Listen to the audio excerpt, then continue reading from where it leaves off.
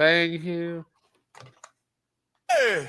Sports reports, no gimmicks, no clowns. 2-5, Mr. Logical, we run this town. Real talk only, no chaser, no doubt. From the east to the west, it's the order we shout. Mic check, lights flash, game time, stay ready. 2 vets in the zone, keep the pressure real heavy. Big hits, big plays, yeah, we breaking it down. Truth rings in your speakers, every word is the crown. From the north side hustle to that southern flame. Midwest grind, west coast of the game. Sports talk kings, yeah, we wear that crown. Turn it up, let them know it's about to go down.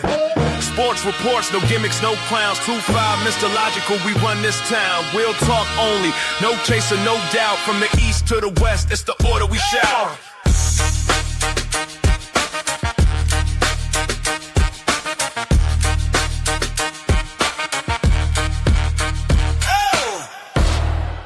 It's about to go down.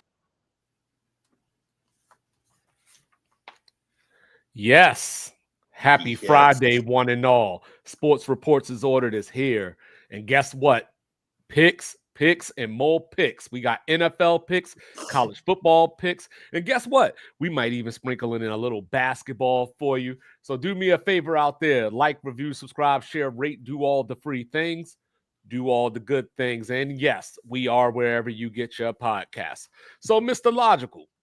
You're coming up on week 4 in the NFL season. And, we're going through that period of time where, we don't know much. We've only got 3 weeks of data, but people are making declarations. This team is going to the playoffs. This team's going to the Super Bowl, so on and so forth. Absolutely. I think this week has a couple of games that will add fuel to that fire, but actually be meaningful. Like games like Colts Rams, are the Colts for real? You might not find out that answer per se, but you'll get a better idea of how they look against the Rams, because they can lose the game and still, you still feel good about them. Now, you got other games like Baltimore, Kansas City. We'll get to it. There's a lot on the line, I feel, but maybe you don't agree, but we'll get there.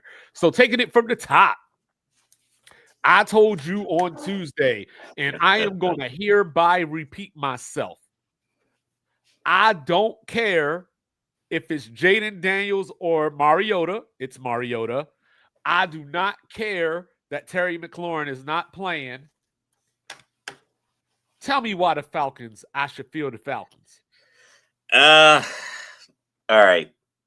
Now, when you're in a relationship that's emotionally abusive, like the relationship I have with the Falcons, some days you love them, some days they love me, some days they love me back, some days I don't love them at all. It's a new Sunday. Last week was awful. It was awful to watch. But it was so bad that you just got to chuck the film. It's like, you might tell Michael, yo, you can't check it down every time. Because, like, just watching the film, you can see, like, he would go through his progressions and just check it down, and then Carolina was sitting on it. If you just started practice this week and said, listen, you got to take the shot off the first read that's open downfield. You're not going to get enough space in the medium if you don't take that shot downfield. At Washington, they said he was known for taking that deep shot, and he had a problem hitting the intermediate stuff. Take the deep shot. Zach Robinson, you got to get him to do a better job of, like, just getting him. Listen, this is your solo read. So you go play action, match protection, and it's Mooney and whoever the corner is, throw it as far as you can. See if you can, get a completion or a pass interference, whatever. But, like, you gotta build those plays into the game plan, because let's keep it a bean. He's only starting his 7th game. So as a rookie, he would be not even halfway through his rookie season. So I think people look at his age and the fact that it's his 2nd year. They think it's his 2nd year of playing, like, full football. So you scrap the film. You're playing against Mariota versus Jaden Daniels. Yes, Mariota's mobile, but when he takes that helmet off, there's a lot of gray hairs underneath. So he's not as mobile as the Mariota from Oregon and the Tennessee Titans Mariota. So I think the blitz will be effective. No McLaurin. that eliminates a passing threat. I know we're down to AJ Terrell. He's still nursing the hamstring. But I just feel like it won't be a high-scoring game. I have a feeling it's going to be a couple of turnovers each way, kind of a messy game. I think the weather might lighten up on this side of the country. But they're playing in Atlanta, so it's in Atlanta. So I was thinking, so it's in the compressor. Yeah, like I got a low-scoring game, 23-17. Atlanta just makes one less mistake and pulls the game out. See, I think I like this game from the angles of the revenge factor, if you will. Dan Quinn being unceremoniously removed in the middle of the season when he was the head coach of the Falcons. There was a lot of collapses in the beginning of those seasons. Yeah, it was a lot. A lot of double-digit fourth-quarter leads blown. Mariota, former Falcon as well. And side note, real quick, there are rumors out there that Zach Robinson might be up for this Oklahoma State job. But anyway. Take him. Take him. Take him tomorrow. So take him. It's going to hurt without Terry McLaurin for sure. But for some way, somehow, Zach Ertz is still beating people to spots. I don't know how he's defeating Father Time like this. He should have been done 3 years ago. We still got Debo now. Don't forget about Debo. So, he's not going to make the 60-yard catches that Terry McLaurin, tends to make. But you like his skill set with a backup like Mariota. You don't have to force it. You don't have to try to make plays over the top that may not be there. Washington's been able to blitz a lot and have success early in this season. So with Michael Penix, the good news for Atlanta is that he played against Washington last year. That was one of the games, the Sunday Night Football game that Raheem Morris blew. It was a pretty good game, but also Washington has film on him. The same way that he played against them, they have techniques, they have, habits, they know things about him that a lot of other teams haven't seen yet. So I like that. The compressor isn't intimidating. And even though a lot of empty seats, it's a lot of empty seats for these home games. Well, it's a lot of transplants there. So it was packed for Beyonce, though. Keep it a B. The building's private. But what I'm saying? Shout out to the Beehive. Games. You know what I mean? Yeah. But I tell you what, at the end of the day, I think that playing in that type of environment isn't going to rattle a vet, let alone if we had a young quarterback. Even though he's not as fast as Mariota, you talk about this all the time. When your backup comes in, you should be able to run the same offense that you were running previously. So I don't think that changes very much either. And he's been in the system now for a season. So he's not like a backup that came to the team this year. He has a win under his belt last week. Confidence is flying high. And I ain't going to pick my team to lose to no team that lost 30-0 to the Panthers. So I'm going to take Washington in this game. I think it'll be a little higher scoring than you're leading on. I think it will be one of those games that comes down to the wire, just like the Sunday Night Football game last year. I'm looking at something along the lines of 27-24, and that's just going to be dependent on Atlanta secondary because while, my guy Billy Bowman has been out there looking pretty good in his little bit of action that he's seen, not having Terrell is going to be a big deal, but in my own secondary, Will Harris is hurt. That's going to be a big loss going forward because he's going to be out a while. Trey Amos is a little banged up, but he looks the part. I'm impressed with this rookie in his first 3 games, and I think we got one for the future that I've been waiting for some time.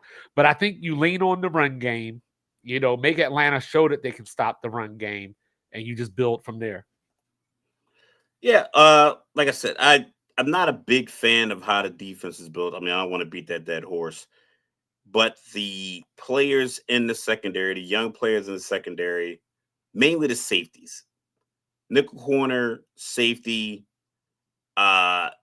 those guys tend to make plays throughout the game. Bowman has a couple interceptions. Jesse Bates obviously is the seasoned vet back there. Xavier Watts, the rookie out of Notre Dame. They make plays in the pass game. I think that'll neutralize Zach Ertz. I like our speed at linebacker. The only Debo on those sweeps, I think Atlanta can contain that because they have the speed for the outside contain. Like Jalen Walker, James Pitts Jr. on bookends of the defense. Leonard Floyd, once again, another, he's a veteran, but I think they can hold up on the edge. The lack of a defensive tackle in the middle might hurt if they can't get home with the blitz, but the lack of a weapon for Washington could help too. Because you can look up Terry's would beat any of our backup corners that are currently starting right now. I don't know if Debo is definitively beating corners or as a number one guy beating corner with safety help. So I think Mariota might not be able to go to that well every time. Like the Mike Evans, Baker Mayfield connection. Mike's down there somewhere. And now what he's building with Mbuka, I don't think that Washington and Mariota in the passing game has that. But he does like to hit the tight end. But like I said, that in that middle area with the amount of linebackers that Atlanta plays and the amount of the DBs, I think they kind of neutralize that advantage on the inside. Like I said, I don't think it'll be a high scoring game. I don't think Atlanta's really figured out the offense. I think their lack of because like I said, Drake London is a great number 2. He went over 1,000 yards, but I think he'd be better suited as a number 2, a guy he can move around and create matchups because they're moving him around to create matchups out of necessity because he generally just doesn't beat the number 1 corner. He can beat him in a jump ball situation, but that's kind of it. Luckily, the secondary is the weakness of our defense. And, and from that standpoint, I think the things that Zach Robinson has been doing and how predictable and vanilla he's been, he's just asking for Dan Quinn to, swallow his offensive playbook and, a lot of tackles for losses, and I expect a lot of Ja'Cory, our young rookie. I expect a lot of him in the pass game as well. So we'll see, what I'm saying? But I'm going with my squad. So, yeah, look. Obviously, I'm going with mine. So I got a conundrum. All right. Because we always have this debate, not us, but just in general, defense wins championships. Correct. But I would love to have a great offense. So what happens when you have a great offense and a bad defense go up against a good defense and a bad offense? We're going to find out in Arrowhead Stadium because the Baltimore Ravens and Kansas City Chiefs are down to their last live. They're on life 8 out of 9 right now. The loser of this game has a very long road to hoe. So, Mr. Logical, who you got? We started off a conversation last year about Baltimore saying, man, they can't go 0-3. And that's why I just picked Baltimore. I can't even remember what game it was. It was a game that they probably could have been beat despite a good opponent. I think it might have been Buffalo. Yeah, it was Buffalo because they had they lost to Kansas City to open the year. Then they lost to the Raiders.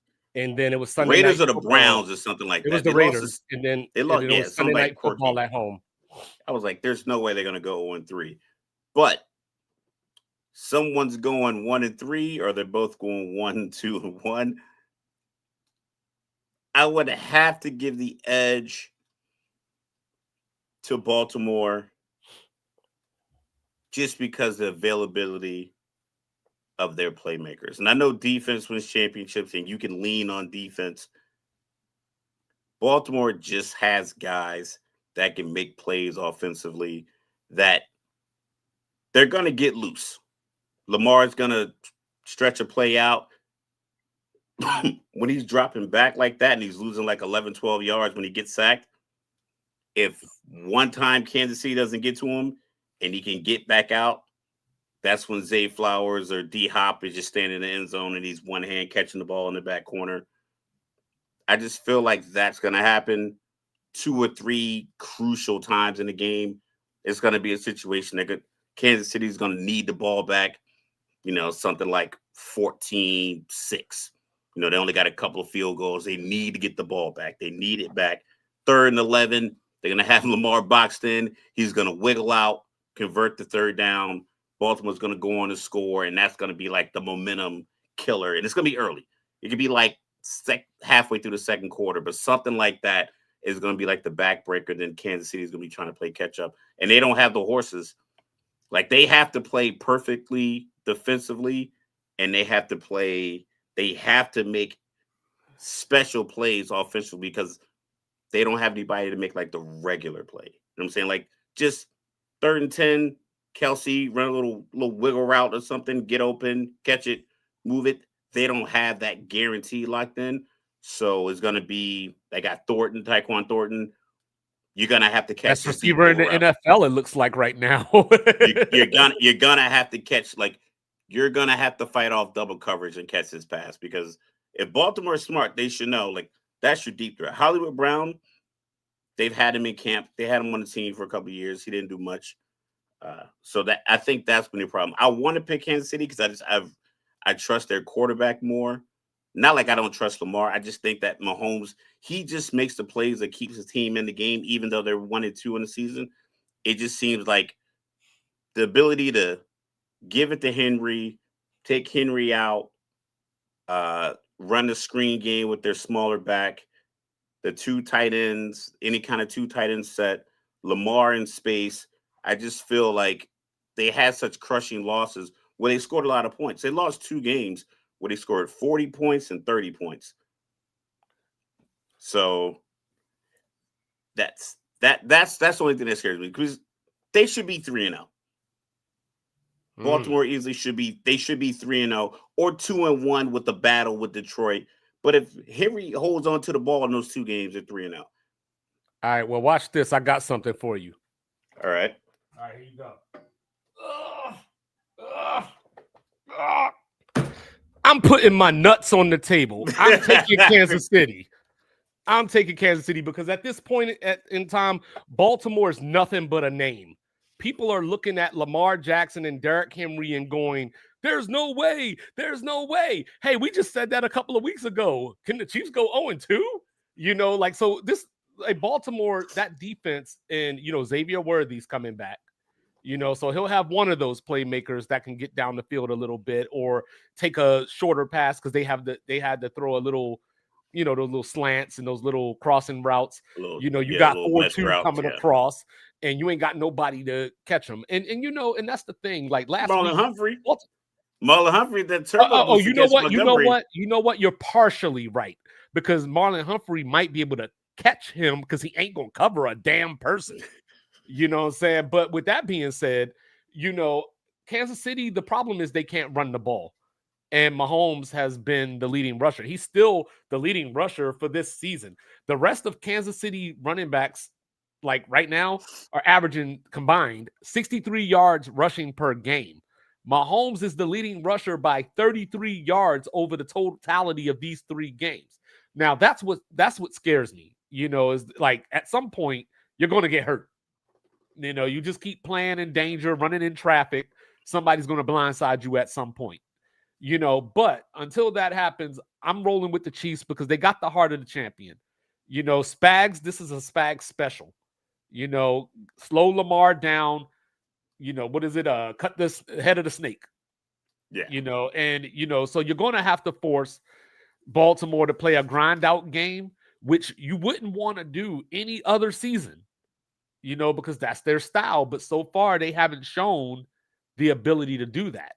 So I don't think Kansas City needs to come out here with this elaborate scheme to score 30 points or, you know, anything along or get explosives.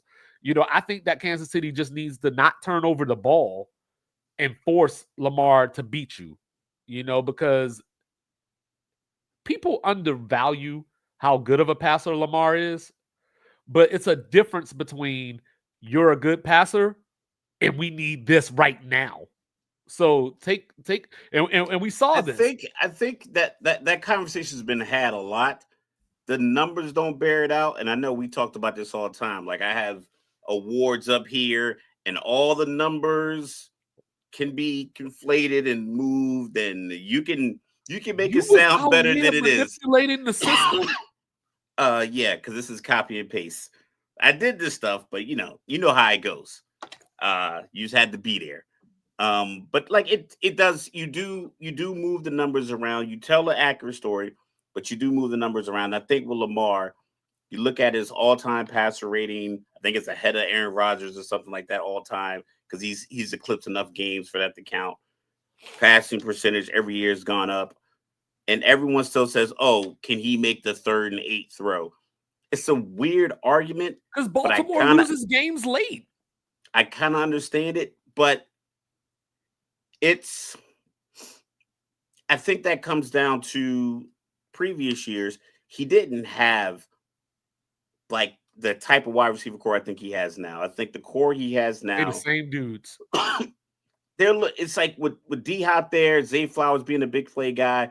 I think Bateman getting his extension. I think he settled into like, okay, I'm number 2 here, or I'm the slot guy if necessary. They do want me here because I think that was a question because he felt a lot of comments the GM was making about not having top flight wide receivers. They got him his extension. You're locked in. The dude that selects the wide receivers. Yes, so like, we needed more wide receivers. And then I remember he replied to that on Twitter. So I just feel like their roles fit better. And I feel like if Derrick Henry doesn't fumble, he's more likely to get you 5 yards of carry the entire game than he is to just fumble the game away again. And if he can get you 5 yards of carry, then the RPO is going to drive you nuts, or the play action is going to drive you nuts. It's not justifying it. These are just logical reasons that I have why Baltimore should win. Like I said, they scored 40 in a game and lost, and they scored 30 in a game and lost. The Chiefs haven't shown that they can score 30 points. If the Chiefs were out here scoring points like Detroit, like for instance, if Baltimore was playing against who's scoring a lot of points this year right now at the top of your head? The Colts. The Colts are scoring a lot of points. If they were playing against Baltimore next week, I'd be like, this coming Sunday, I'm like, okay, Baltimore has to watch out because this team seems to be winning games and shootouts. Kansas City put up 22 points on the Giants. Giants have a good defensive front name-wise, but schematically, the team is all over the place and only put up 22 points. And it would have been worse if Mahomes didn't rip the fumble out of the hand, which he did twice. So it's like they just look so discombobulated. I feel like that's where Spags comes the smoothness I don't have to score 30 Baltimore. if I got Spags. Baltimore is going to give up some plays defensively, but they're going to come right back out offensively and move the ball more often than Derrick Henry's going to fumble. All right, well, I'm taking Kansas City. I'm not saying it's a blowout. And then on Tuesday when we come back in here, I'm going to say don't call it a comeback. They've been here for years. And be like, I was right on the first 2 picks. Atlanta spanking Washington, and then Baltimore beating Kansas City. All right, so now we got a couple of different scenarios that could happen out at SoFi. You know, Nanny Nichols, as I like to call him, Daniel Jones, is leading a 3-0 team to go up against the Rams, a Rams team that people have picked to go to the Super Bowl. Every year people pick the Rams to go to the Super Bowl. I don't even know how people pick them to win their division. And they ain't going this year either, but that's a whole nother conversation. But who you got, Mr. Logical? Well, I'm gonna ride with the Colts. I like their momentum. I like their youth. I like the fact that they control the game on the ground. Jonathan Taylor has more rushing yards than like 17 NFL teams by himself. He does. Danny Dimes has never been like an extraordinary quarterback, but what he does well for his size is probably exactly what you need when you have a running game. Like when Saquon was on when they were in the Giants, Danny Dimes got a $40 million extension because he does what you need when you give him the time and space to do it. When they didn't have that and it was just all on his shoulders, that might not be his bag. But Scott not agreeing with me at all. He's not agreeing with me at all. But so I'm taking the Colts. So do you think Anthony Richardson? Do you think Anthony Richardson looks at Daniel Jones and he's like, "Man, I could do that"? Or you think if he could finish a game? Anthony Richardson has only himself to blame for trying to run into brick walls every single game his rookie year. He didn't finish a game his rookie year, and then he couldn't improve his passing because he was always hurt.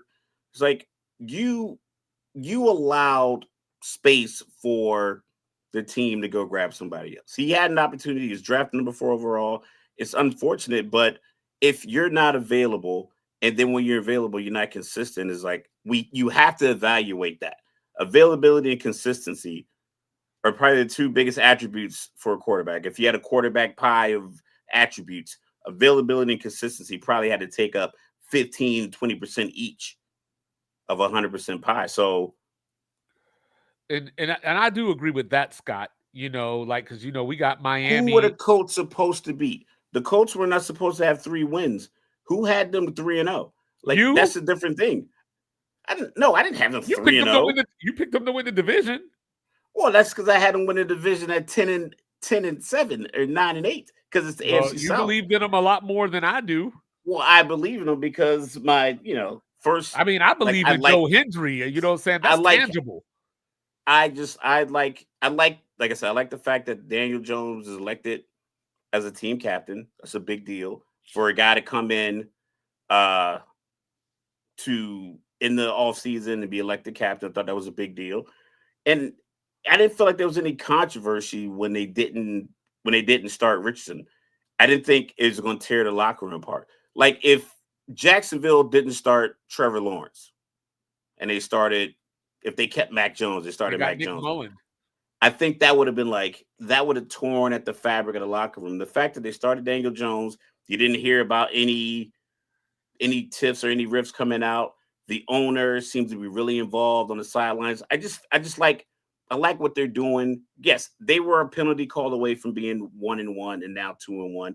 But like I said, no one was predicting that they were going to be, 3-0. I don't buy the Rams hype because I think it's evident from all the people who work for McVay and they leave and they go. It gets predictable. It's very predictable. That's why Philly was able to come back in the second half because it's like you guys do the same thing all the time. And once we catch on to it, it's a wrap.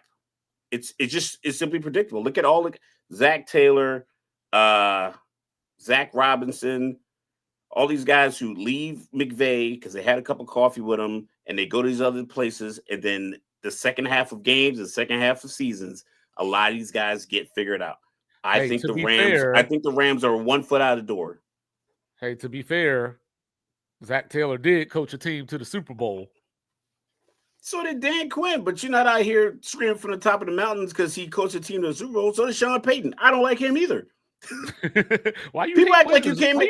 Tom Coughlin got fired. Tom Coughlin got 2 rings and still got fired. Bill Belichick, how's he look down in North Carolina? Yeah, everybody, when you have all the pieces in place, you can make it to the Super Bowl. Really, all you got to do is make the playoffs, go on a little run, 4-game stretch. Yeah, that's all you got to do. That's it. That's it. Look, I'm taking the Rams. Look how many people have done it. I'm taking a lot of coaches Rams, have done it that suck. I think the Rams are going to come out, a little salty, if you will, for the way that game ended last week. I think the Colts aren't going to get blown out. I think I've seen a lot of people saying like, this is the week. I don't think all that's going to happen. I do think that they're going to cause problems for Daniel Jones. We got to see if Alec Pierce is going to play. He's in the concussion protocol. So, we'll just have to check it out. I think that the game plan for the Rams here, though, is to make Daniel Jones beat you with his arm. You know what I mean? Like you can't necessarily play 8 back, because you'll just hand the ball off to Jonathan Taylor. So, you have to be able to mix it up a little bit to where you make Daniel Jones think for that extra half second, because I ain't going to say all the names again, but every week I say their names. The Rams have a bevy of players that are going to get after Daniel Jones. Run the ball. They ran the ball effectively against Philly. They just didn't run it in the moments that they should have. So I'm taking the Rams in a close game. A close game, a game where people are going to still feel that the Colts are the real deal. So, of course, around the rest of the NFL, you got the Super Bowl champs off of their comeback last week, going into Raymond James to get some Buccaneer. So, Mike Evans has the hamstring going on. Philly's got some injuries, in the secondary. So Tampa for the last 2 years has really embarrassed Philadelphia. You know, whether it's the playoff game 2 years ago or whether it was the 33-16 win last year. I don't know what Tampa is because I've been watching them this season and they start slow. They kind of ho-hum throughout the game and then they go, "Hey, Baker, it's time." And then, you know, he does the thing where he has one good drive out of the last 6 drives and Baker Mayfield's this clutch hero. That ain't going to work against Philly.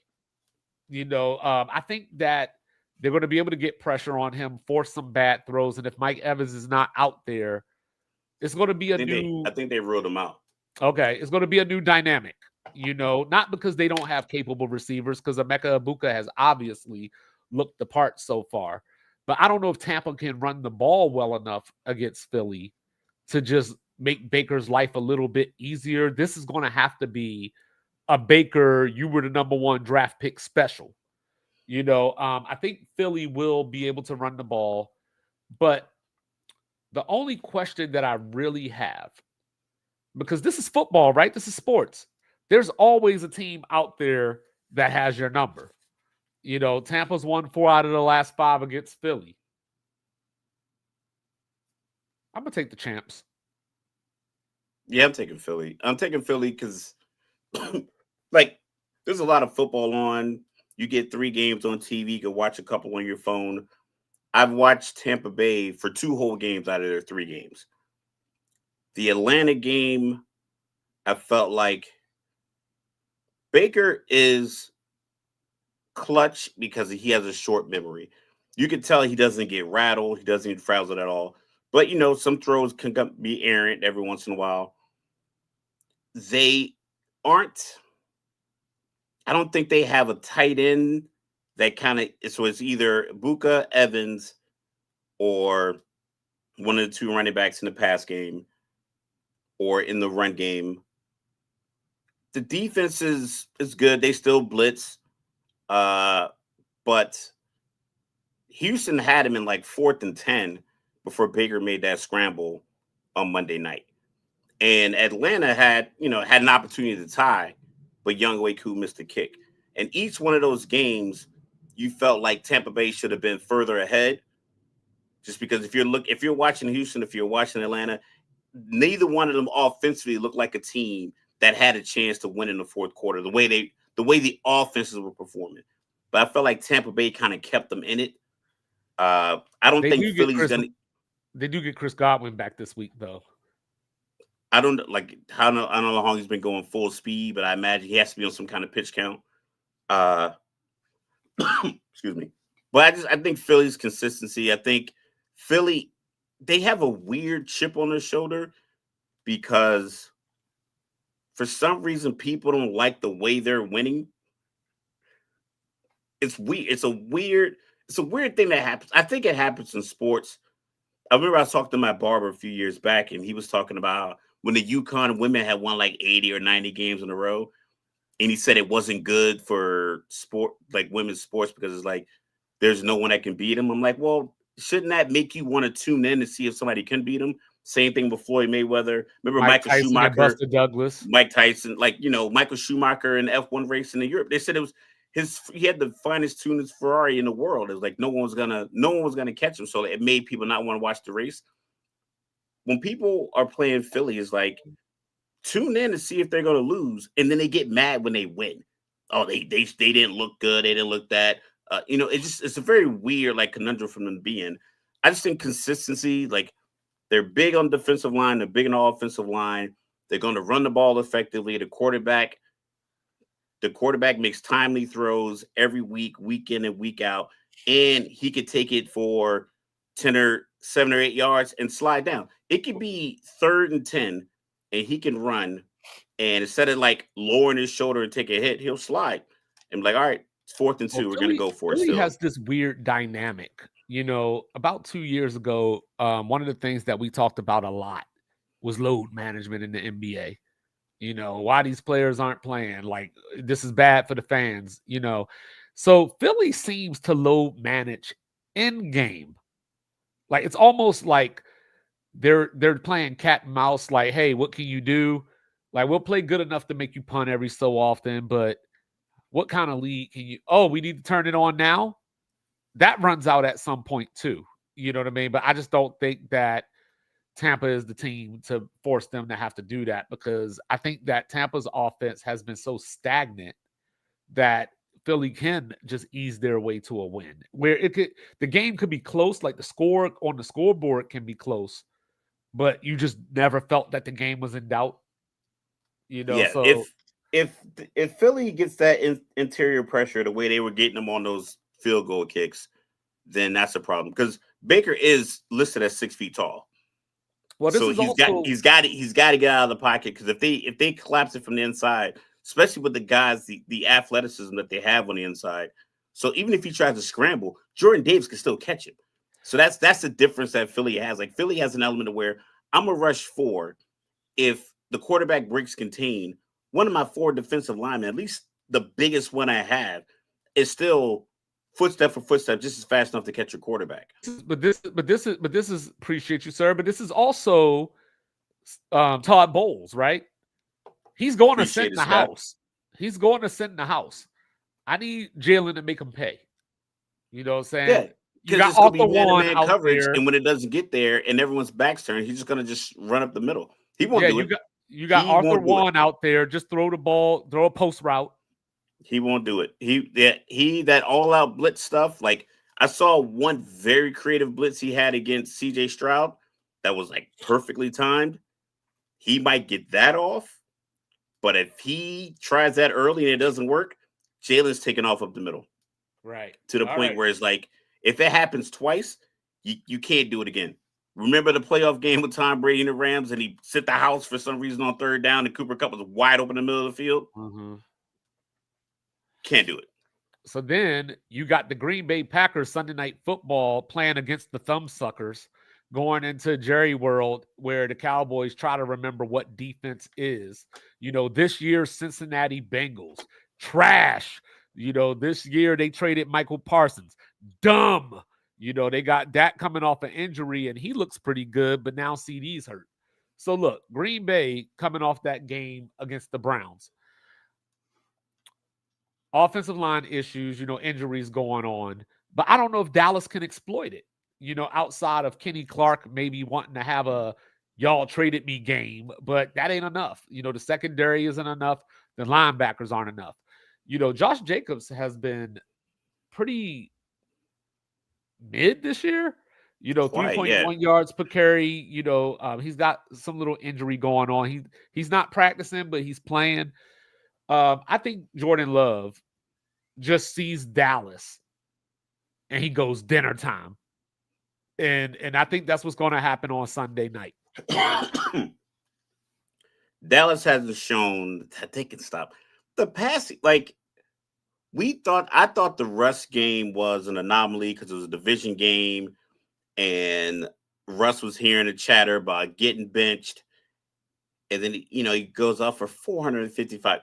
Without that last interception, I think they drive the ball, and maybe they don't win. Maybe they, kick and miss the field goal and it's a tie game. I think that throw like carried over to the Kansas City game. So it made Dallas look like they really locked in. But it was like, you gave up 455 yards to a guy that everybody around in this area that I've listened to on the radios and everywhere else wanted the bench, and he had 450 against you. And then Caleb Williams, this guy hasn't had really a breakout signature game. And I heard a pundit on ESPN talk about, I want to give him credit, but I forgot his name. But he was like, I'm not convinced that Caleb Williams is back. It's because he was playing pitch and catch with his wide receivers. Like, it wasn't like he was throwing routes to where he would just diamond Dallas up and they had no answer for Adunze, no answer for DJ Moore, no answer for Komet or Colson. It was like he was throwing the wide open guys in big situations. So it looks like a more grand game. I think Dallas is going to do the exact same thing this week because I don't think you can fix that in a week. I don't think you can fix what's happened in the last 2 weeks when you're going up against Green Bay and the weapons that they have. And Green Bay had a bad game against Cleveland offensively. So you figure They're going in the lab. Matt LaFleur, good play caller, good coach, good temperament. I think he settles them down. Says, listen, our divisions is going to be good again this year. We need to be consistent in these kind of games, especially NFC games where tiebreakers matter. So I think they're gonna play well. I like Dak. I've always liked Dak. I've always liked the way Dak played. I've always liked the fact he's very unflappable as well. But it's only so much you could do if your defense has put the film that they put out there. You hear that, Eberflus? All right. So then over in Ireland, you got the Steelers and Vikings, and it's about more than potatoes. So as I look at this game, if I'm Brian Flores, I love this matchup.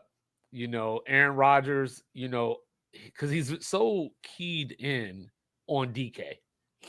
So I love this matchup. Send the house. Pittsburgh isn't running the ball well enough to not have to depend on Aaron Rodgers. So this game is in Aaron Rodgers' hand. The problem is, even though they won last week, the defense came out and lit Cincinnati up, you still got Carson Wentz as your quarterback. So it's not that simple as it sounds, right? So he got sacked 3 times in the first half against Cincinnati. But here's the question. I reference Where's Waldo a lot.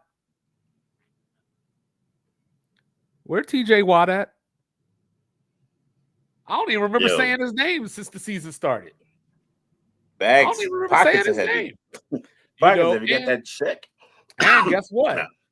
Minnesota got one of their toys back. Jordan Addison is back this week. So, Joey Porter's been practicing, so he should play this weekend. So you got your guy that's going to cover Justin. Who's going to cover Addison? Who's going to cover Hawkinson in the flat? Don't worry about it, because Carson Wentz only going to throw it to Hawkinson. Hey, it dates back to Philly. Play. He loved the tight ends underneath. They said it was a problem in Philly. It's like he wouldn't throw the ball outside, and that's what's going to happen this week. If anybody, it just happened. It just happened. Wide right. It just happened. We still got another quarter and a half to go, but wide right. All right. Sorry. Just trying to recover here. and but back to Pittsburgh,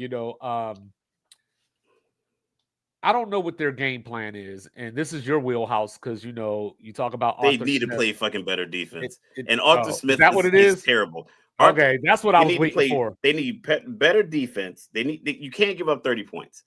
You can't have the special teams blunders. You have to get back to just simple, hardcore Steelers football. You have the pieces there. You have the coaches there. You have the mindset. You have the gritty old school uniforms. Nothing flashy about Pittsburgh. I think if they locked in that, and then you go into Ireland. Ireland's like a grimy, kind of gritty place. You talk about all the Irish boxers that come out there and the Irish fighters. They're always real tough, gritty guys, like a lot of real Pittsburgh kind of vibe. You know what I mean? Like a real, just meat and sauerkraut kind of a community, meat and potatoes, just like a real, not fancy. You're not playing the game in Paris. I mean, Paris is like Miami. It's kind of cute and fancy. You're playing the game in Ireland. It's going to be muggy. The field's probably going to be terrible. The fans are going to be just drunk and reckless. It's going to be the perfect football environment for Pittsburgh. They need to play Pittsburgh Steelers football. They can't get into – and then you have Carson Wentz on the other side. Carson Wentz hasn't shown that he is a winner and a leader of men for years. Unfortunately, he was on an MVP trajectory until he dove into the end zone against the Rams and tore his ACL the year that Philly won the Super Bowl when Nick Foles went on to become the local hero. Yeah. So just keep it simple. Listen, you don't have to be exotic. Just literally keep all the guys in front of you and make Carson Wentz dice you up, which he hasn't shown the ability to do in years. And then on the other side of the ball, just run it and let Aaron do his thing. Arthur Smith has to. When Bruce Arians and Tom Brady got together and it was like, okay, is this going to work? Tom has a particular set of plays. He likes to dink and dunk. And Bruce was no risk it, no biscuit. They came to a medium. I think it took a few games. I think they were probably like, I think their record was something around like 4-5 or 4-4 before they kind of said, you know what? I think they had a bye week, and then they sat it down and was like, listen, you want to throw these deep routes? Cool. We'll keep these 4, get rid of these 10. I'm not throwing them. Let's replace them with these 6 guaranteed underneath routes. Now we got 10, 4 deep routes, 6 underneath routes. We good with these? Cool. And I think they started building the game plan together. Arthur Smith was never a creative play caller. All he had was Derrick Henry, run left, run right.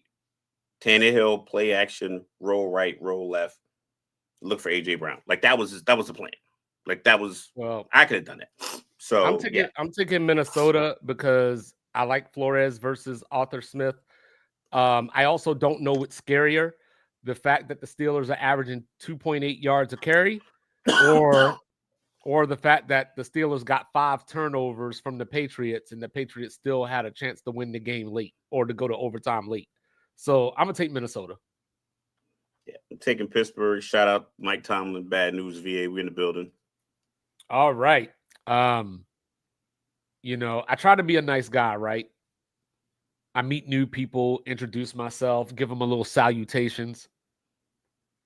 Welcome to the NFL, Jackson Dart. The Chargers aren't going to be as nice. Jesus Christ. I was talking to a fan last night. Like I said, I'm living in Jersey. It's Giants, Jets, Philly. Like, so Jared, one of my son's team's quarterback's dad, Giants fan. And yesterday we had our kids had their game. And when the game was in hand, we started having conversations about like, what do you think about Jackson Dart? He's like, he's like, when we were 0-3, like you got to do something. But I was like, yeah, the Chargers is like a bad game. He's like, yeah. He's like, I would have probably preferred him sit and watch what a top flight defense does to a quarterback and to a game plan, and then start him.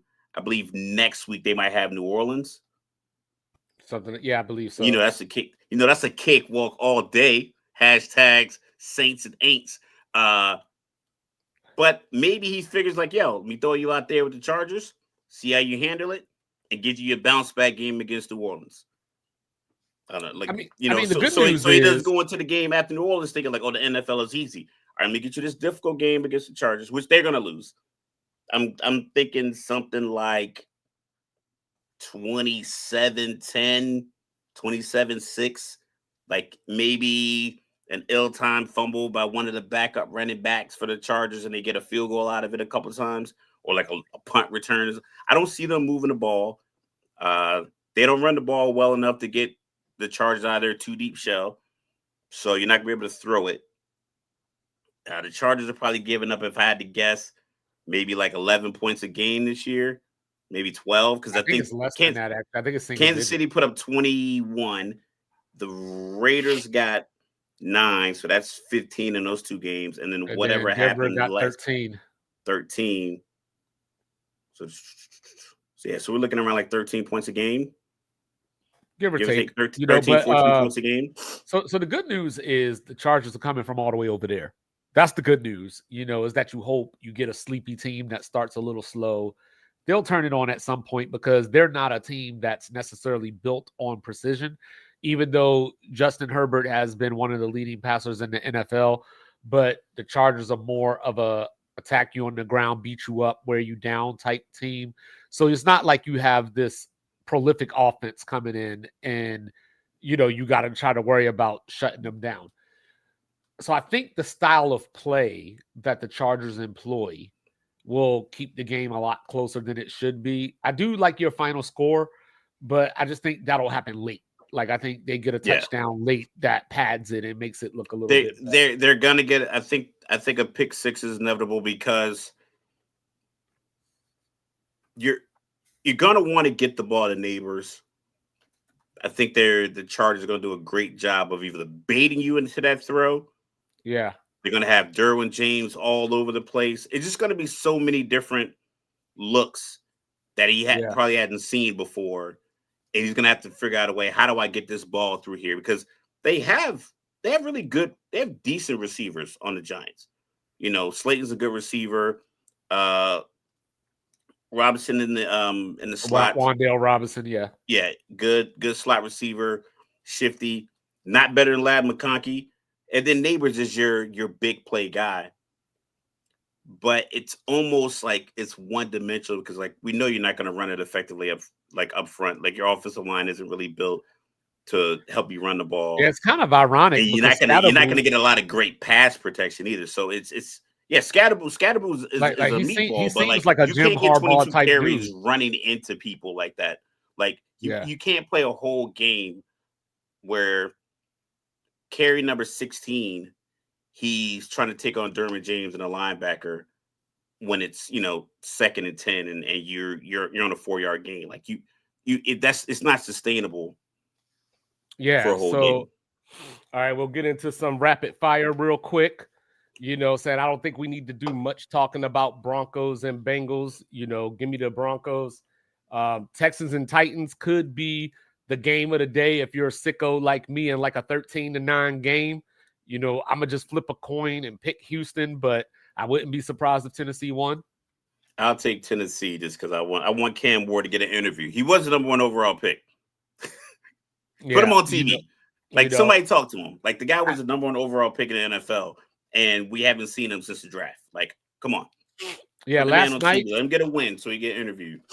Last night I was so prepared to pick the Jaguars to go into Levi and beat the 49ers, and then the 49ers had to go ahead and say that Brock Purdy's playing, so give me the 49ers. Cool. The Jags are just a team in disarray, but we'll see. Panthers they shouldn't be. They have talent. They shouldn't be. Right. Panthers at Patriots. That could be a good game this weekend, but I'm going to go with the Patriots. I think Christian Gonzalez is finally going to be out there. Carolina is going to come in a little high. Don't let that 30 points last week fool you. Yeah, and I think that, even though I know you're not a big Mike Vrabel guy, I don't see Mike Vrabel being the type that you give up 5 turnovers and you had a good week at practice. So the Patriots are going to come out. I'm not an anti-Vrabel guy. I don't know what he can do with the skill players that they have against teams that they don't match up for skill.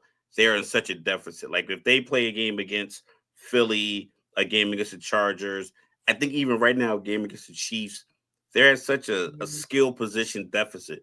I don't think he can overcome that. But a game against Cleveland, I give him a shot there. A game against, Atlanta, Carolina, Houston, something like that. I give him that. But he needs a Slayton he needs an LSU wide receiver. He needs one of those game breaker kind of guys that really, take the top off the defense in order for his philosophy to work. So I'm taking the Raiders over the Bears. I'll take Chicago there. Caleb Williams coming off obviously the best game of his career last week. Going into the black hole. I think we'll see. But the Raiders can't run the ball. You know what I mean? They might be the worst team. Could not pass protect. He can't. He can't pass protect. But he's built like he could, but he doesn't have the technique. He just stands there. He doesn't lunge his body into the guy. He just gets in the way and he gets pushed backwards. Well, it's the weirdest stat. He gets hit at or behind the line 57% of the time that he gets the ball. So, he's got to break out at some point. I'll call it this week. How about the Buffalo Bills as a 15.5 point favorite against Nolans? I thought the Saints were marching in. Yo, shout out to all the people who were chiming in on our TikTok with the comments. We appreciate the engagement. In between me working in my office, I'm on the Wi-Fi, hitting the TikTok. And there was a lot of Saints fans that didn't like my statement when I said, I don't think they're a serious franchise. They started bringing up old stuff that happened to the Falcons. I don't know what that is. I get that those things happen to the Falcons. But the Saints, if you were an NFL coach, you took all 32 NFL coaches and you said, hey, you can pick the team you want to coach right now. Whatever team you want. Everybody, you just should draft. We'll start from alphabetical order. Who wants to coach the Arizona Cardinals? Or who do you want to pick? Name all the coaches in alphabetical order by last name. New Orleans is getting picked dead last. It's going to be like whoever is left over is taking New Orleans. That team is not built for the future. I think they made a bad move. I don't know why they took the guy in the second round. They could have took somebody that they could have used. They probably could have moved to start Kamara. next week. Right, just go all in. I'm ready for him to start next week. Go all in. No, like I think and then go do something like draft Spencer Rattler out there gives you a chance because he's been there a couple of years and I think he's just better than this other guy. It's not like a Jackson Dart, Russell Wilson situation where one guy's old and the other guy's young. These guys are literally born a year apart, and Tyler's a year older. Their birthdays are Sunday. So happy birthday. You guys can get your 4th loss of the season by probably 17 points. Okay. So Bills cover, huh? So Myles Garrett's been going at it this week, talking about you haven't seen a defensive line like us to the Detroit Lions. And, I think that the worst thing the Browns could have done was beat the Packers last week because Detroit's not going to, take them lightly as they may have coming off the game in Baltimore. So I'm going to take the Lions, I'm going to take the Lions big. I think the Browns will start out well, but hey, speaking of which, did you see young Sanders in his comment yesterday? Which one, Shiloh or Shador? Oh, you know which one. Oh, I haven't seen it. Yeah, so I'm paraphrasing a little bit here, but I see some of the quarterback play around the league, and I can do that. I can do better than that. Oh, absolutely. I like it. I like to hear it. There you. Okay. It's true. Right. It's like it's not like he's, if you think about it, because I did see something today. When the season ended last year and they had the guys who were going to go to the draft this year, Cam Ward, Tyler Shuck, Jackson Dart, Shador, all those guys were kind of locked into these hypothetical positions that people had them going in. They started projecting who was going to be first-round quarterbacks this year. A lot of Lenore Sellers, Cade Klubnik, Arch Manning, who was Drew Aller. All these guys were projected to be first-round picks. Now, you're a GM. Are you taking any one of those 4 right now based off of the first 4 games of the college football season in the first round? Probably not. Like I said, people just project and they made these picks. I think New Orleans made a mistake not taking Shador because I think Shador would allow them to start their rebuild. I don't know what they were waiting on. I don't know if they just thought like maybe it was too high of a first-round pick. Obviously they had trepidations, but you had to think he was better than Tyler Shuck. At a minimum, his health was better and his age is better. I mean, Shador's like still pretty up there. Like I think he's like 24, close to 25. Tyler Shuck's about but he ain't 36. So yeah, Tyler Shuck was born September 28, 1999. Spencer Rattler, 28, September 28, 2000, and the Shador is like a year later. I looked at something. I don't just know this stuff off the top of my head. I was just trying to figure out which guy was older. Yeah, I just feel like his statement makes sense. I think he could have been. He's probably looking around his own team, but he had to say around the league. Maybe. They're probably on his own team. Like the Jackson Dart starting it with the Giants. Oh, don't let Jackson Dart. Don't let Jackson Dart. Don't let him sneak it up, right? Yeah. Don't let him go 16 for 32, couple of picks. And Shador wore those Giants themed shoes in the bowl game last year. It was a bowl game or the Senior Bowl or something, right? It was the bowl game when they played BYU. Yeah. And then, but anyway, and then finally Monday Night Football, Mr. Logical. What a game we got on Monday night. The Dolphins, who are mammals and not fish, against the Jetropolitans. I'm just going to throw a dart at the wall and say, give me the Jets. You know what? Just for the sake of having a different, I'm going to go Miami. Maybe I'll break out a Miami jersey on Tuesday. Yeah, I feel so nasty even talking about that. Ugh, time to. I mean, I feel for. We saw a couple of the statements from Tua this week. He's got to flip the antennas down. Got to put the antennas back. For all you young kids listening, antennas used to be on these things on back of TVs. They're also like, what your cell phone bounces off of. That's all called antennas. He needs to pull those down and drown out the noise from the outside, because it's way too much mouth work going on in Miami pause than actual action on the field. It's just they're talking way too much for the level of performance that they're providing people. Just be honest. Get rid of who you want to get rid of. If you feel like you have cancers in the locker room, ignore the ticket sales, ignore the jersey sales, and say, I am trying to build a team that needs to succeed. You cannot succeed if there's a level of animosity in the locker room that isn't being cultivated into competition. Because you can have beef with the offense, beef with the defense, and it bring out competitiveness at practice.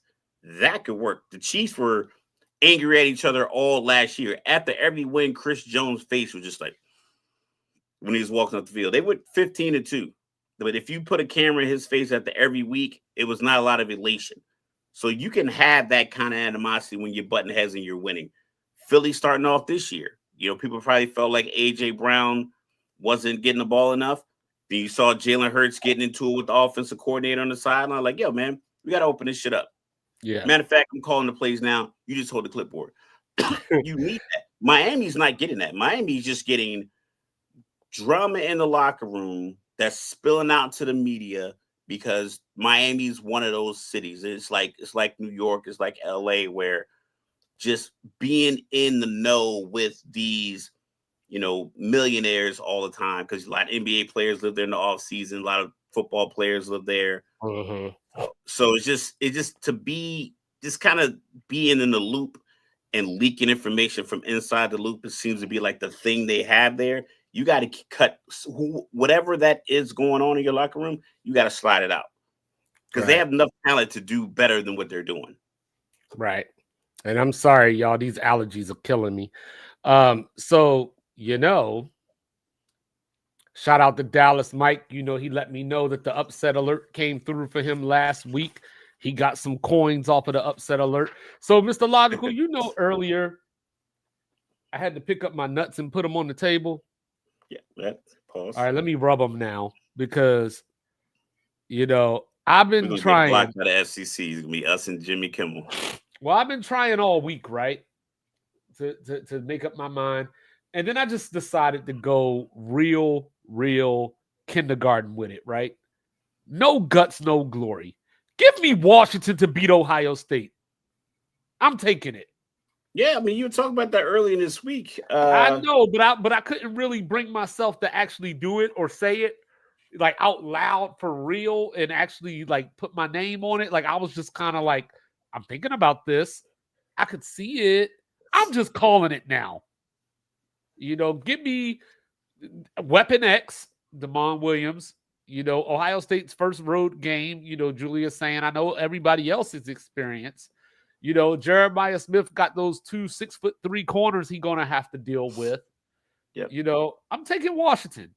So that's the big upset of the week. Then this one will make Mr. Logical happy. Let's hear it. Give me Rutgers. Say it's a cover 5.5 at Minnesota. Maybe get the outright win. Give me Rice 14.5 at Navy.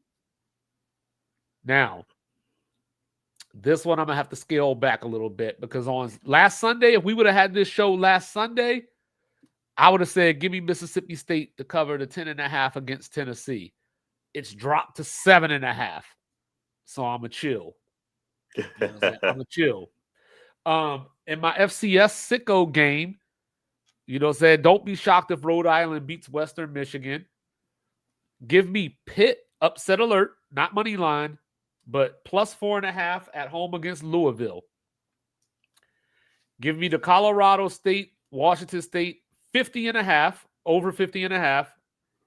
Give me Kentucky, South Carolina under 46.5. And then finally, in the sad game of the weekend, give me Appalachian State to cover 16.5 at Boise. Rest in peace, Sean Clark. Their former head coach from a year ago passed away earlier this week. So, even though they're going out to the blue turf, I expect inspired effort, so, yeah. Go Mountaineers. So Mr. Logical, real quick, we ain't going to get too deep into this because we talked about it the other day. You can check out the Tuesday episode for our full breakdown, but just some quick thoughts. It's Friday night, Okay. You still feeling good about Penn State? Well, I still feel good because, like I said, what I believe will carry them over the edge. Because I think the talent matchup is even. I think the coaching matchup is even. I don't believe there's a player, a group that's at a serious deficit. Maybe the kicker might be able to kick 10 yards more than the other one, but I haven't got down to that level of detail. But on the road, whiteout, big game, first real big game of the year for Penn State. Like you talked about traveling from, these teams traveling from the West Coast to the East Coast, traveling from Oregon to Western Pennsylvania. It's a big deal. Like I said, it's just a big moment for the Penn State Nittany Lions. It's their first big game of the year, the whiteout, just the tradition of it. I just feel like that in and of itself, that level of home field advantage will cause, just a freshman to drop a pass, a guy to be out of position defensively, someone to be staring in the backfield because it's just enamored with, I think the capacity is 105,000, but I think they can get 4,000 or 5,000 more people in standing room. Not going to be a lot of Oregon Duck tickets sold there. So it's going to be a lot of white, not a lot of green. So I'm good with that. I'm good with my assessment. Okay. I'm going to stick with Penn State as well. When I think of Dante Moore's lack of road experience, he's played, he's not a freshman or anything. Correct. But he played some road games at UCLA, but that was a long time ago. The only road game that they've played this year so far was at Northwestern, and they got off to that sleepy start, but it was Northwestern. So they were able to put it away fairly easily. This is a different monster. And Penn State's been having to hear for what? 8 months now or so? 9 months, yeah. Yeah, about how they can't win the big game. This is a team 45 to 37. Yep. This is a team that went to the playoff last year. Was a late score that they gave up away from beating Notre Dame and playing for the national title. So they're right on the brink. And people keep talking about these Drew Aller stats, and I brought it up. I brought up his 38.8 QBR the other day as well. But when you could run the ball the way that they run the ball, you just need to be timely and make good decisions. I mean, they ran for 297 yards against Oregon in that 45 to 37 game. So switching the venue to Happy Valley, I'm going to just roll with the Lions, man. Yeah, and they've only given up 17 points all year. I doubt they, right now, I think they're favored. Penn State's favored by 3.5, which is respectful, and that shows you how good of a team Oregon is. Right. But that 3.5 is the home field goal kicker getting a quiet stadium when he needs to kick the field goal to take the lead versus the chaos that the other kicker is going to see when he's looking through the uprights and his towels and his cheerleaders doing backflips and his mascots. I think that's the difference. All right, finish this line for me, Mr. Logical. You've been in it 10. I've been in it 5. Smarten up, Nas. Smarten up, Kirby. 1-6 against Alabama. Georgia doesn't have the best track record. And I remember the last time Georgia went to Sanford Stadium, between the hedges, Georgia came out in those black uniforms. I think it was even the first time they wore them. And Alabama put that foot all up in there until it was in their throat. So this year, a lot of people wrote Alabama off, after the Florida State loss. They've been talking about how Kalen DeBoer is coaching for his job, all this kind of stuff. If he loses again, he's out of here. Yo, I saw a clip. They asked this lady in Alabama, what would you do? You win the Powerball. She was like, I know what I would do first. I'd take 60 or 70 million and get Kalen DeBoer up out of here. Yeah. She didn't talk about her grandkids. No. I'll take 60 or 70 million and get Kalen DeBoer up out of here. That was a few weeks ago. There you go. And if you remember coming into last season, right? It was in Tuscaloosa, but Georgia had Carson Beck. He was the ultimate leader. He was going to lead Georgia back to the national title, all the narratives. We blinked, and Bama was up 28-0. Yeah, but they also needed a hell of a catch and a run from a 17-year-old. They did to secure that victory. They absolutely did. Georgia has won 33 straight at home. I came into this season talking about offensive line issues and secondary issues, which is odd because it's Kirby Smart who played he played corner. Secondary is his specialty. The last time we saw Georgia was up in Knoxville. That game did nothing to quench those fears. Oh, what that game did was give Kalen DeBoer film. It's like, yo, just watch this. We're gonna do this. We're gonna do this exact same thing Tennessee did. We're gonna test their corners on the outside, and then we're gonna cross routes in the middle of the field because there's a lot of routes. The safety just didn't take anyone. It happened a lot. It happened in the end zone. It happened in the middle of the field. It just was like Aguilar was just having his way with them. And Ty Simpson, got a lot of crap. We talk about every other quarterback in the country about it's his first road game. It's his first start. I think he played well. I just think that Florida State's defensive line harassed the hell out of him. Yeah, he's running for his life. But you got that out your system now. So I think people are overreacting. Georgia's favored by 3.5, so same thing as Penn State, Oregon. But if you listen to people talk about this game, you would think that Bama was the New Orleans Saints. So I'm taking Bama in the upset. A little more high scoring than Kirby Smart would probably like it to be. Give me Alabama 38-35. Yeah, I was thinking you're gonna say 38. That seems logical. Another thing for the Tennessee film, and Alabama has to pay attention to this. Gunnar Stockton was getting out of the pocket and making plays with his feet. And we don't have to stereotype. We know what an athletic quarterback looks like.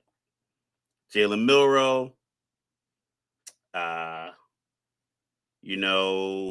JT Barrett, remember back in the day, Denard Robinson. These guys look like these guys who make plays out of the pocket. Gunnar Stockton does not look like that guy.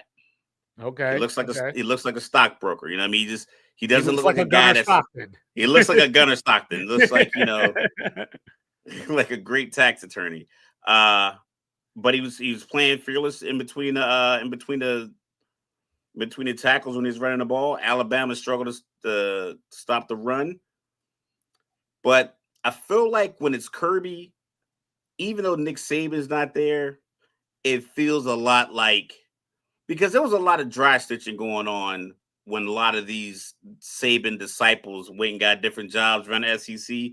There's a lot of sound bites of like, let's look and see how God does this work. Just a lot of little shots there. I bet they didn't want to see us a third time. Just little things like that is like, and I think the allure of Alabama is like it is everyone's Super Bowl.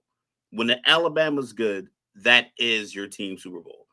Florida State could have probably lost every game this year as long as they beat Florida, Alabama, and Miami if they were on the schedule. Like, that's enough. That's enough for you to keep your job. Alabama is everybody's Super Bowl. This matchup between them and Georgia is always exciting. I believe it's on at the same time as Penn State and Oregon. So good job, NCAA. I don't know what kind of package deal you are making people buy, because I believe you probably can watch the Penn State game on Peacock. And you can watch the Bama-Georgia game on Paramount. I think because it's Big Ten. No, I know. I would hope not. I would hope CBS got it. That's Paramount. No, Paramount, I know, but not Peacock though. I'm just saying, like on main TV. Oh yeah, well, even if it's on main TV, you can still watch it on Peacock, right? Because that's just NBC. But so both of those apps are going to be in action. Obviously, DraftKings, FanDuel, and everything else. I like 38-35. I like Bama for the win. I'm not sure about the score, but that seems like a reasonable score. Yeah, I just think they just make a couple more plays, and like I said, the run defense. I believe run defense can just simply be effort. You can, if you're getting run on in the first couple of drives, a defensive coordinator can go and either scheme up something to help that, like, hey, we're just going to get 5 guys in the box, or you bring a safety in the box, you bring like a rover. I think you can minimize the running of another team by just flowing bodies to the gaps. If you are bad on the back end defensively, it's hard to just fix that in game. And I think that's what Bama has over Georgia. I don't think they're bad back there. I think Georgia's bad back there. Yeah, Georgia's bad defensively in the pass game, and Alabama's probably not great in the run. But like I said, that can be simply just effort. You can just simply just say, hey, get to this spot, outside contain, all the standard pieces, because it's such a trench, it's right there. It's not a lot of movement. It's like, listen, if you get in this gap, the running back has to go through you or go to the other gap. But if you're in this one, then he can't go to that one. But if both of you are running to the same spot, then effort, beat your block up front. I think you can coach that in a game and get a timely 3rd and 3, and Georgia wants to run it. You can get a stop. Now it's 4th and 4. And I think as far as the Florida State thing, it was the first game of the season. You got a new quarterback. Florida State had a new offensive coordinator, defensive coordinator that you didn't have any, film on. Now, Gus Malzahn just because he was at Auburn, back in the day. But you didn't know what see him with a quarterback like players, right? Yeah, and Tony White came from Nebraska, so it wasn't as if you coached against him before because he was at Nebraska. So I think that game was just a perfect storm with a little bit of, hey, Florida State went 2-10 last year, and Alabama should steamroll them. They were favored by about 13.5 in that game. So I don't think using that game as a barometer of how they'll look against Georgia is the way to go. And real quick, Virginia is moving the ball on Florida State here in the red zone. So 28-28 early 4th quarter. TCU with a 7-0 lead over Arizona State early 2nd quarter. So from there, we keep it in the SEC and we go down to Oxford. Lane Kiffin, he always, so you ever had that friend and you got away with something, or you were on, maybe you stole some chips or some candy from the store, but then there was that one friend that had to say it as mom was coming out the bathroom. And it's like, just shut up.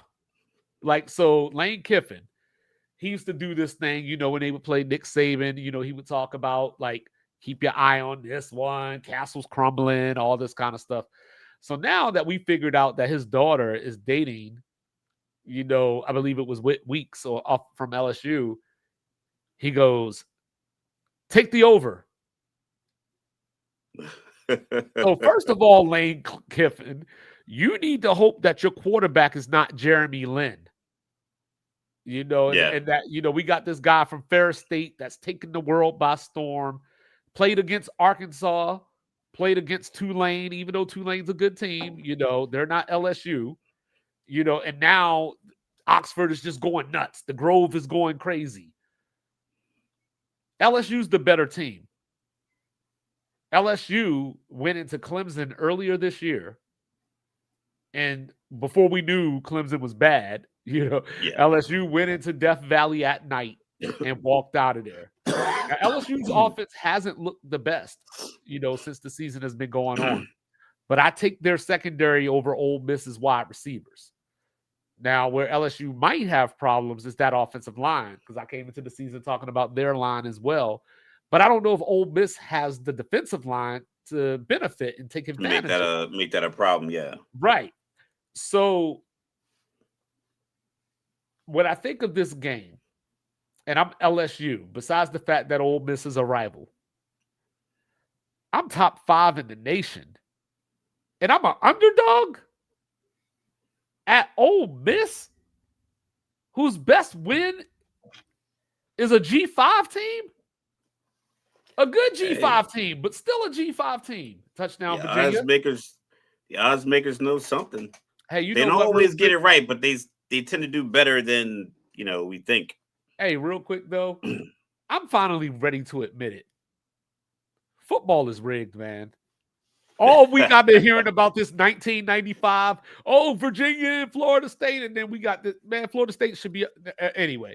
So, I'm gonna take LSU. You don't believe that, Roger. And these games always come down to the wire. Last year it was Kyron Lacey, rest in peace, in the end zone in overtime.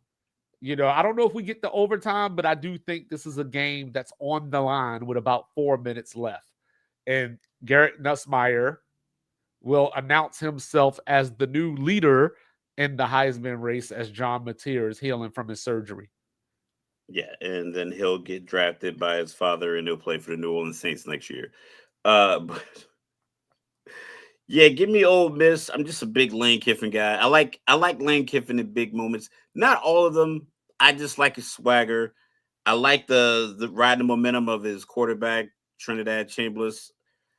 Sometimes you just need to get a guy an opportunity. Small school guy just needs an opportunity. And I've been kind of looking at a lot of these things since, like I said, my son is progressing through his high school football career and he wants to play college football.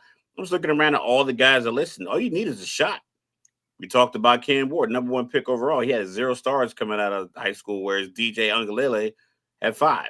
So getting the guy an opportunity, getting them playmakers, getting them these NFL-like bodies at some of these SEC schools, and just giving them a chance to make plays.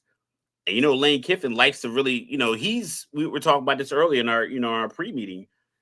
Lane Kiffin is one of those coaches that we looked it up, he just turned 50, but it's like he looks like he's probably in his mid-40s. He keeps it very close to what's popular with the youth. You can tell he understands how to use social media and recruiting. Talked about how he had Jackson Dart in the Bentley. He had a couple of the wide receivers that, he was trying to get him transferring, had him riding around the Bentleys and, doing their photo shoots in front of his car, all of this stuff. So you want to, this is what you guys do. This is your generation. Let me tap into that to understand what you want. So I have a feeling that on that 4th and 3, you shouldn't go for it. He'll look at his team and be like, yo, what you want to do? Let's do this flicker. Okay, let's try it out. And that's where he gets in trouble in these That's where he gets in trouble in big games. He's the reverse James Franklin. You got flash and reverse flash. He's reverse James Franklin, where when you're watching Penn State, you're urging them, go for it. This is your moment. You're playing Ohio State. Just do it. Lane Kiffin is 7-3 in the first quarter. He'll go for it at his own 41. Try to get up 14-3. Yeah. And it's as long as you're consistent with it and you have if you have the players that can get those kind of things done, if you are let's say, Kentucky right now. Kentucky, still building a program. Things are going back and forth. That game with Georgia when it was late, yeah, you go for it on fourth down. Yes, you have But to. but early and you got them on the ropes, you punt it because you don't want to give them any momentum. Right. With Lane Kiffin, he's like, yo, I have the talent that can scare you. Now I'm going to deploy that talent. Watch what we do up 7-3 from the 50-yard line. I want to keep the ball and go up 14-3. Like, that's my plan. And that's part of why I like LSU in this game, is because I think this is going to come down to him doing one of these things, but we'll leave it at that. All right, now, before I click this button, I'm not talking about what you think I'm talking about. I'm talking about the altitude, because you got BYU going over to Boulder to get some Colorado Buffalo prime time. Deion Sanders, prime time game. It's going to be the late game, I believe, 9:15 Central kickoff, so 10:15 for you East Coasters out there. You got BYU coming into Boulder. You had the bowl game last year here down in the Alamo. BYU pushed Colorado around. They bullied Colorado. They took Colorado and they said, I need your lunch money for the rest of the week. I need to get this money to Brigham. And this Colorado team that they took care of, that they destroyed, had Travis Hunter, had Shador Sanders, DeJounte Webster. Yeah, Jimmy Horn, the whole game. Yeah, a lot of guys who are making, plays in the NFL right now were on that team. Right. So now you come into this season and look, I was looking at Colorado's injury report. That looks like a whole page in a Beowulf book. Just everywhere you look, injury, injury, injury. Now, all of them aren't starters per se, but still. So BYU's coming in. Bear Bachmeier. You got the freshman, making a start in that environment, because I expect Boulder 10-15, all eyes on them. They're going to come out. Coach Prime gets them engaged. So I think they're going to run or drive off of adrenaline for about a quarter and a half. And then I think they're going to look across the way and they're going to think that BYU is shocked. BYU's just going to be like this. Yo, those dudes show zero emotion. They're going to come right back on that field. They don't cuss at the refs. They don't yell. They don't get mad. They don't get personal foul penalties. They don't get taunting penalties. And they're going to come back on the field. They just play hard-nosed football. They're going to give you the forearm shiver, and, it's going to come down to, can Colorado run the ball? And can Colorado stop the run? Because as of this moment, Colorado is 121st in the nation against the run. Now, the funny thing about that is, so you're like, hey, they played Georgia Tech. Haynes King, Jamal Haynes, like, it's okay to get ran on by them. But then you played Delaware, and then you played Wyoming. So just off of those two games, you should have jumped back up into the 70s at least. Yeah. And you did. So give me BYU. I think that it's going to be close early, like I said. Caden Salter, senior quarterback. What do they do the first time they run into adversity? Because if you remember, he started the season, that game against Georgia Tech. And then all of a sudden, Deion started playing musical quarterback. He came in against Wyoming last week and, killed it. Now, BYU is going to put pressure on you.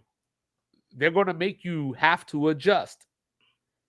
Can Pat Shurmur make the right decisions? Because Prime went into the press conference last week. Oh, y'all ain't got nothing to say about Pat Shurmur now, huh? They're going to be talking about him Sunday, Prime. They're going to be talking about him Sunday. Yeah.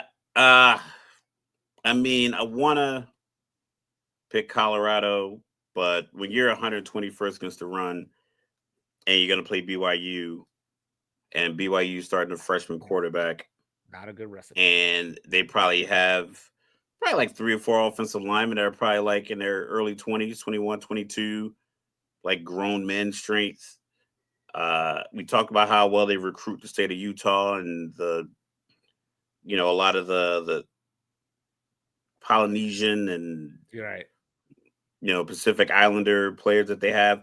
They just have size. They play pause with their size. It's like they don't try to do like they run the ball and they play action off the run. They have a freshman quarterback, so we're going to run the ball, LJ Martin, and then we're going to play action off of it. So Colorado plays with a lot of speed. They try to get, sideline to sideline quickly. You can overrun a lot of play action plays like that. And now you got an athletic young quarterback on the edge, and he's either picking whoever's coming open deep, or he just takes off and, like we saw, like, especially with those hash marks, the hash marks in college being so far apart, you're setting up the play. Field is like 52 and a half yards wide. The hash marks are like 10 yards from the sideline, it feels like. I think it's like 10 or 12 yards. So you're setting up a play action bootleg from that far out. Man, the defense is completely on the other third of the field by the time you really set back up and can take off. So, and BYU got that NIL money, so they're a little more athletic than people give them credit for. Yeah, Mormonism is the second richest religion in the world behind Catholicism. I did a report on them for my undergrad degree some years ago. But yeah, there's a lot of money in the Mormon pipeline between BYU and like the churches in the state of Utah and obviously around the world as well. But like, in that region alone, the money's flowing. I mean, they're like Notre Dame light. They just don't have the history that Notre Dame has. But so real quick around the nation, shout out to Robert Henry, UTSA's running back, leading the league in rushing. How about that for the Alamo? I talked about Washington beating Ohio State tomorrow. That's 22 straight at home, for the Huskies. So third longest streak in the country. And then James Franklin, 8-3 in these whiteout games, 6 straight wins. So, be ready. So, Mr. Logical, you said you wanted to talk a little basketball. So this is that here part of the show where we do such things. And, man, the injuries are piling in. Fred VanVleet out for the season already. I saw right before we came on here, Scoot Henderson tore his hamstring. You got Jarrett McCain got hurt again yesterday. So that's not good news for Philly, because I saw something that Daryl Morey feels like he doesn't know how they're going to get Joel Embiid on the court in 25-26. Yeah, so he might not play all year. Yeah, so Jared McCain was a UCL tear, so that's going to be quite some time. So, we're getting off to a bad start as it is, but I wanted to bring it up to you because I shared it earlier in the group chat. Let me pull it up real quick so I can refer to it. So Adam Silver, I don't know why I always want to call him David. Adam Silver is talking about potentially letting European teams play in the playoffs. Silly. Quote, you could possibly see teams coming into our playoffs, top seeds from other leagues. When I think of the flight from New York to LA, for example, there's no reason if we had 4 teams in Europe, you couldn't travel, play the Knicks and Nets, travel to London, play 3-4 times in Europe, and come back home. I think that's very doable in our league, end quote. If you want to get regular season games in London, in Germany, in Paris, that's perfectly fine. There's so many NBA teams and there's so many game opportunities for you to play Sixers versus Knicks in London if you wanted to. There's no need to introduce teams from another league, a different set of rules, a different playing style into your already all-encompassing league. You have everything you need with the NBA. Just figure out a way to market all of the players and not just focus on New York, Philly, LA. You notice how he mentioned those 3 fucking places, excuse my language, and then Paris. Like, stop. They're acting as if they're behind the 8 ball in the popularity contest among world sports. You have soccer, which is a world famous sport. But as far as like the American brand and then the way the world views basketball, they don't look at other leagues as ahead of the NBA. So China doesn't look at the Chinese Basketball Association as a bigger league than the NBA. When Steph Curry goes there, when Kobe used to go there, hell, when Dwight Howard went there, Yao Ming, obviously he's Chinese, but you know, Stephon Marbury, when they would go to China, hundreds of thousands of millions of people would go to these events throughout the course of like this experience. Because Nike does a tour there, Under Armour does one there. A lot of the NBA players have Chinese shoe brand deals. Dwayne Wade's his deal is Chinese. So like you already have that international connection with the faces of your league that are putting eyeballs in your league. You see the guys flying. I flew 7,000 miles to watch you play. You already have that. You don't need to add a whole new set of teams. And when you can't figure out how to market the Charlotte Hornets, you can't get Portland on TV. You got Oklahoma City just won a championship. They probably have less nationally televised games than the Lakers this year. And maybe a couple more than the Knicks. Like that's the piece you got to figure out. Like you worried about trying to fix the carpet. You got to fix the roof that's just leaking. You got to fix that part first. You trying to do all this other stuff. You trying to get, let's get this new carpet. Let's get this, let's put hardwood through here and carpet here and jacuzzi here. Yeah, it's a hole in the ceiling. Figure that part out. LaMelo Ball should be on TV all the time. Even if his team goes like in 22-60. He is a star. You need to build your stars. You don't need to get some European guy that we don't know in another league. What channel we gonna watch him on after he comes over here and plays a couple of games? So first of all, I will have you know that the Knicks, Thunder, Lakers, and Warriors all have 34 nationally televised games this year. The Thunder should have 44. Off the rip. You win. Well, we saw that last year. 41. You should get a half of your games off the bat. If you're in the NBA, if you're in the conference finals, that's a 30 minimum. And then if you make it to the finals, it's 40. And if you win, it's 44. Well, the thing that I think is shocking to me, it's not shocking because we've had this conversation before, but just looking at this list as I'm looking at it now, we talked about those 4 teams. Then it goes Houston and Minnesota with 28, Denver with 26, Boston with 25, and then Cleveland at 24. So Cleveland's the one that stands out to me there. Like they were the 1 seed last year in the East. They didn't make the conference finals. Coming back, right? He didn't tear anything. Yep. He's coming back to start the season. Darius Garland started back. Yeah. Jared Allen Mobley, the defensive player of the year. Mobley's still there. Yeah, they got jammed up. Yeah, but that's the NBA's fault. The NBA is falling to, like you and I, we've had this conversation for years: a small market versus big market.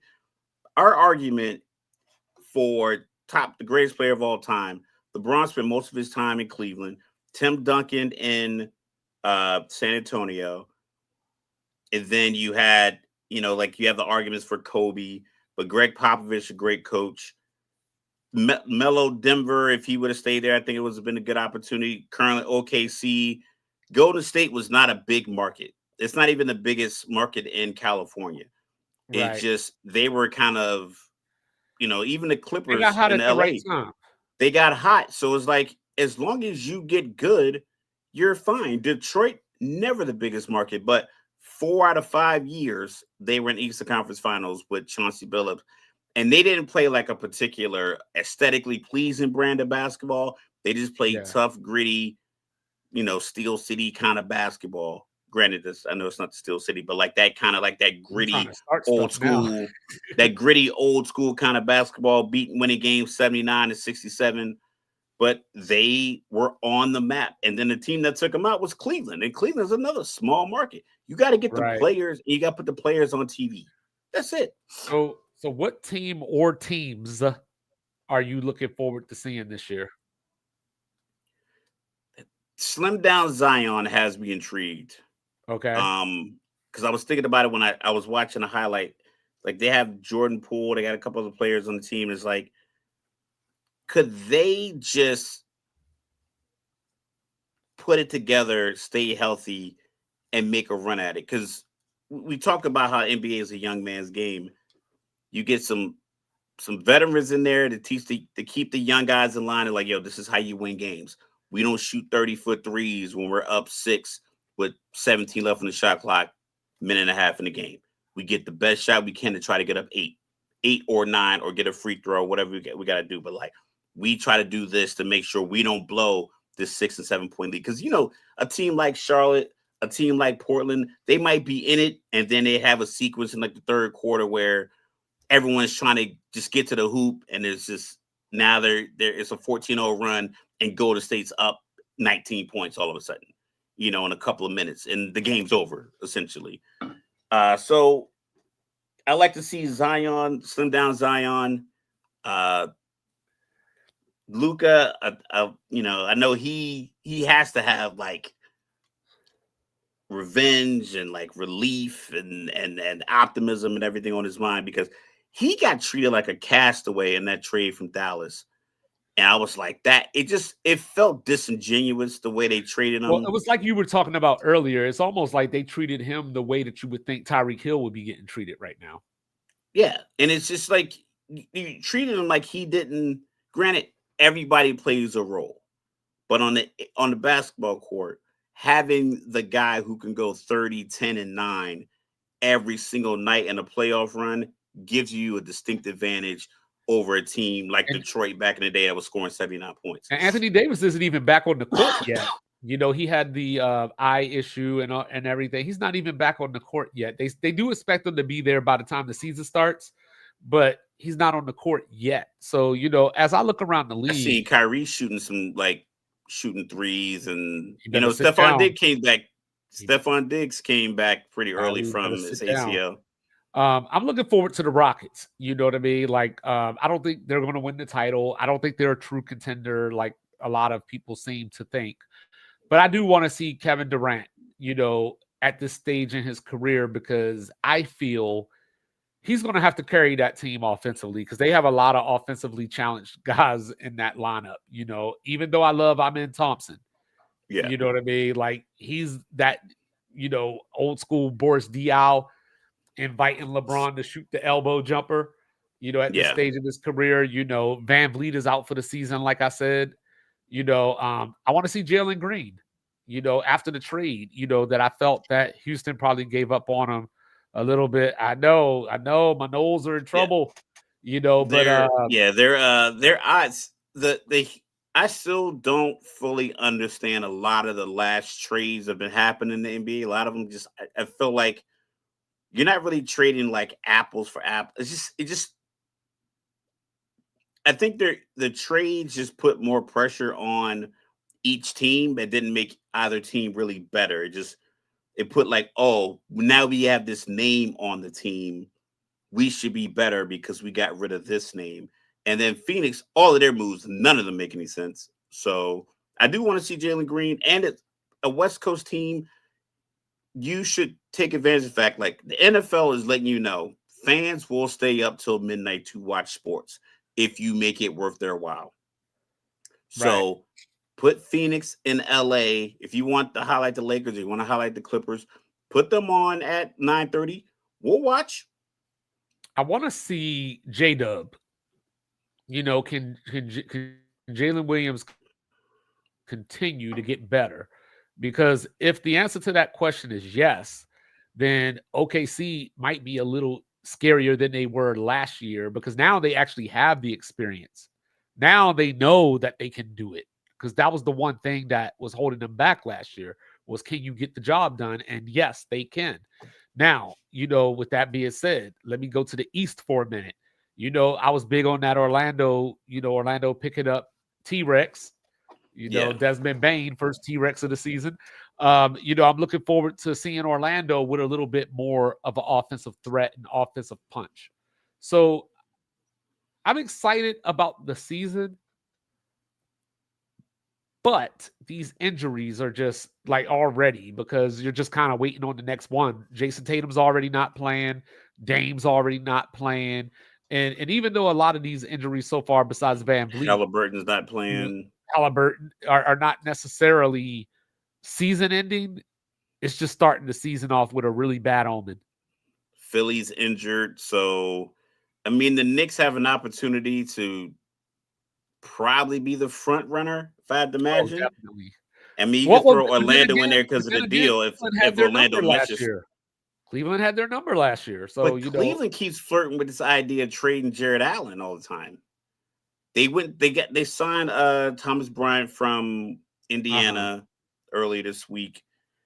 But they're always like, they're one of those teams where I'm just like, don't make a move. Just improve. Just improve what you have in-house. Guys get stronger. Guys get continuity. Guys now know, hey, if I pump fake this 3, or they come double me off this end, you cut here, and then like, yeah, I'm going to cut here. You build up that rapport, but you can't keep getting that if you keep moving guys to get another guy. Like, we need another 3-and-D guy. Like, nah, you just need a guy who can play well with Donovan Mitchell. You need a guy that can play well off of Darius Garland.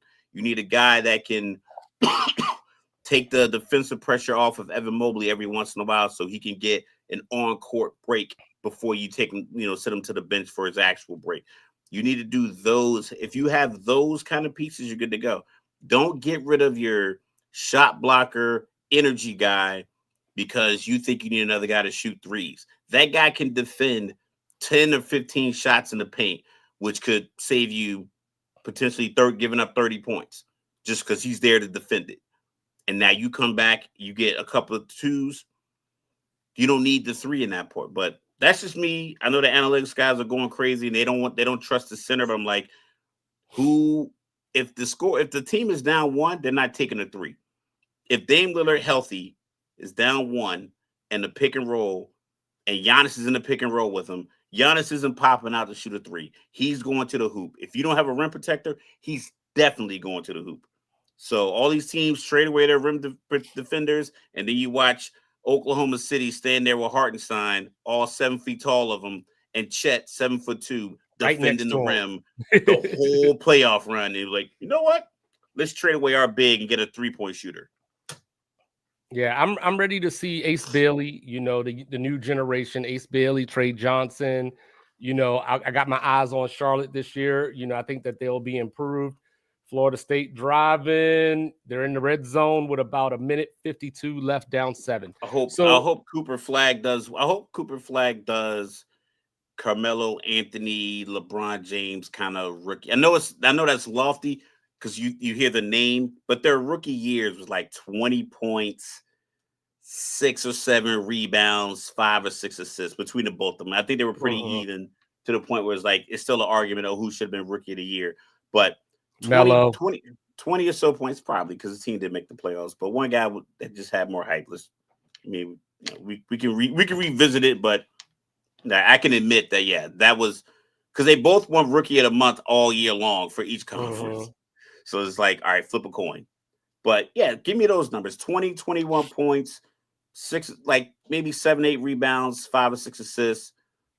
Show impact on the game. I just don't want another number 1 overall pick or number 2 overall pick that doesn't shine. And now I got to hear all off season about who should trade for LeBron next year, even though he's 41. It's like, I need some optimism for the younger players going forward, because that's why, like I said, the whole conversation started off with Adam Silver trying to get guys from Europe.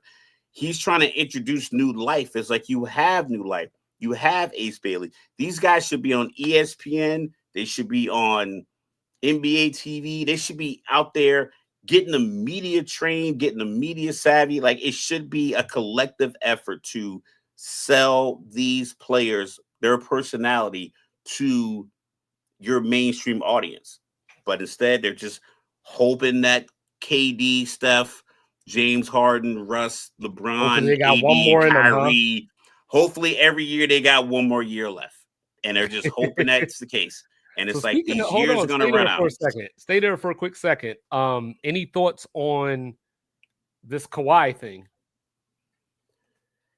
It seems that when it comes to this level of money, it's going to get handled very quietly to not embarrass the billionaires who invest privately into a lot of these different things. Because you know what? I guarantee you it's a lot more of that going on. It's a lot of assistants that are getting $1 million a year that, a lot of barbers are getting $1 million a year to be, insert superstar, to circumvent the salary cap. A lot of people got hired as, special consultants to make sure that this guy got his extra $2 million. Allegedly. I'm just speculating. I'm just figuring because the salary cap, people who make money don't want you to cap how much they can spend to make more money. That's not how I got the money. That's not how I got billions of dollars to buy this team, by limiting how much money I'm going to spend to make more money in the future. So yeah, that's cool. We'll kick this can down the road, and I'll pay this guy for the next 15 years. And that's how I'll circumvent the salary cap, or I'll pay his barber $1.5 million. All right, so 4th and goal in Charlottesville. So let's see what Florida State does. Castellano's back, running to the left.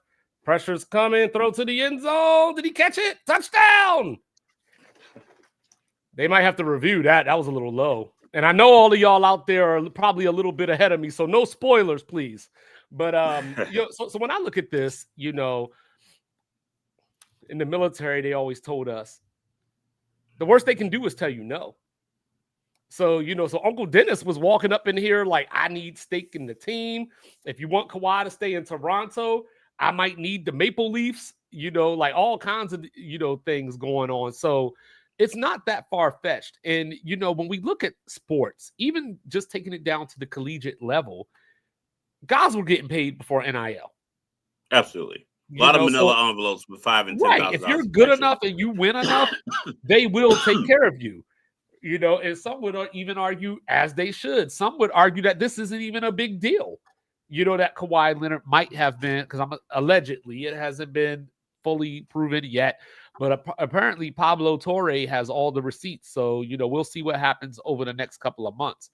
But Steve Ballmer, we do know that he had stake in the company in question, that he was making investments there.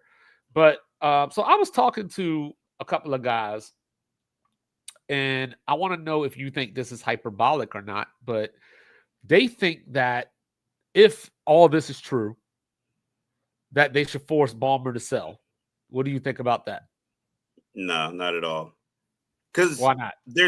Because there's probably already a rule in place for whatever he did. I think we had this conversation before. There's probably already a rule in place for this kind of infraction, because it's not as if it's crazy uncommon. Now, if it's criminal, which I doubt,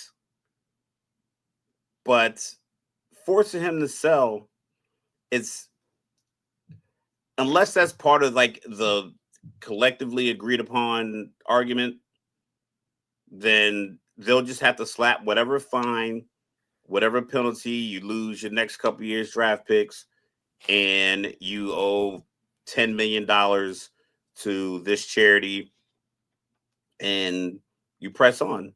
Because when you're at that 1% level money, no one tells you what to do. People talked about, they made the previous owner, his name is escaping me, Donald Sterling. They made him sell. Yeah, the team was valued at $500 million when that season started, per Forbes. He sold him for $2 billion. So did they make him sell, or did they make him $1.5 billion richer? I'm gonna go with that part. Yeah, and I don't even think he paid $1 million to buy the team, or it might have been at $1 million. So I mean, he still made well off, But hand over fist. So the closest thing that I could think to this is probably Joe Smith. Back with the Timberwolves, they kept trying to prolong his contract with them because they didn't have the money to pay him. So they would bring them back on these short 1-year deals, little bit of money, and then But they were giving him like $7 million or something under the table. right. And then once the other salaries were going to come off the books or whatever, then they were going to pay him back, whatever. So I remember the front office got in trouble. There were some fines and suspensions. There was a draft pick, so maybe we're looking at something along the same lines if this is, what we find to be true. Like I said, it has to be more common because I talked about before. Gilbert Arenas said that he went to go sign a deal. I forgot what team he said it was, but it was like 4 luxury sports cars, and he was going to have access to a house. That wasn't in his contract. That was just they were parked out front as he walked in to meet with the team. It's like, oh, you see those cars out there? I'm not saying if you walk out with these 4 sets of keys, then the cars are yours kind of situation. So like he's letting the cat out the bag because it has to happen. Because you will sacrifice the $50,000 to get Eric Dickerson to SMU just to put SMU on the map, and another $50,000 to Craig Erickson to get him on the map, just so or Craig James, excuse me, and SMU, so you could get SMU on the map. So when you're in these meetings in Dallas with all these other guys, you be like, yo, look what my Mustangs are doing. People with money don't operate and think under the same scope as everybody else, especially when you throw like a monetary fine on them. Like, I'm rich. So you want to fine Steve Ballmer $10 million? So like what?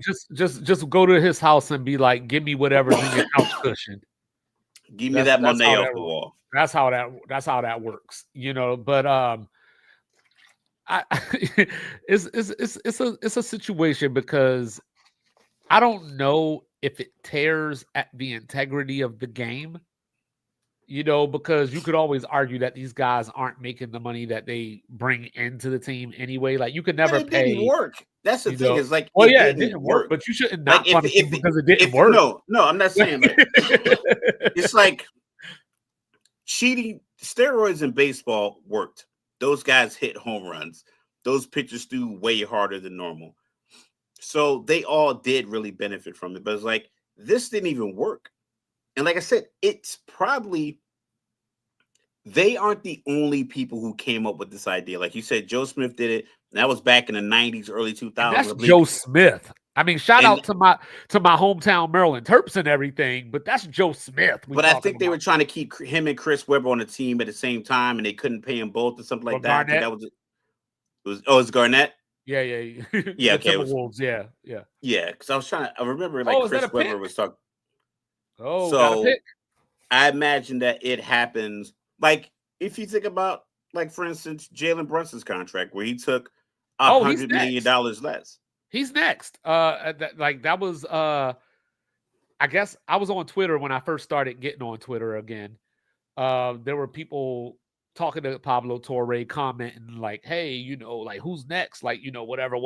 And then he's like, well, y'all remember Jalen Brunson took a lot less He took like $90 million less. Yeah. So don't be surprised if you hear, but I just don't know where it stops. Like, so if the Clippers are going to be first, theoretically, in most situations, you would say, hey, you know what? I got to hit them hard so I can deter everybody else from doing it. But then if you start getting your Jalen Brunsons and, your Lucas or whoever, like, you can't. Like, how did Dallas and LA make this trade? Like, right. How did they say Utah was involved, but Utah get out of it? Was it more collusion on the front end and they just threw Utah in to make it legal? Was it like, so I think if you tug at that thread, you might not want to do it. Like, I give you an example. Like, when I deployed to Iraq the second time, our per diem was like 4 or 5 times more per day than it should have been when I did my travel voucher. Well, my travel voucher was messed up, so I had to go get it fixed. And they were like, oh, yeah, I'm going to fix it for you, and I'm going to change all these numbers, yada, yada, yada. And then I got the right per diem. I got my money back or whatever. Everybody else who didn't have to go back and get their travel voucher fixed, there was like so many people in absent, had the wrong code on their per diem. So many people got overpaid. It wasn't worth the time to go fix it for everybody. So they were like, you know what? You guys got it. Your per diem was supposed to be $5 a day. Congratulations. Congratulations. we are fixing it going forward. Yeah. So the Clippers get whatever the little fine is. We rewrite the rules to where you can't do X, Y, and Z. We put it in place. And then now if you get caught after that, we're good to go. But I don't think they're going to do the witch hunt, because if the Clippers did it so flippantly to that grand a scale, $28 million, if they decide to do $28 million, somebody else is doing 2, 5, 10 here, 15 here. You don't go from we're not doing this at all to we're gonna hit pocket $28 million in this tree company. Like right. This is a businessman, I don't think you would go that far. You would do something a little smaller if other people weren't already doing it. Right. So we got Florida State, Virginia going into overtime. Pray for me, y'all, because I already said Bubble Guts week is next week. So feeling a little queasy right now.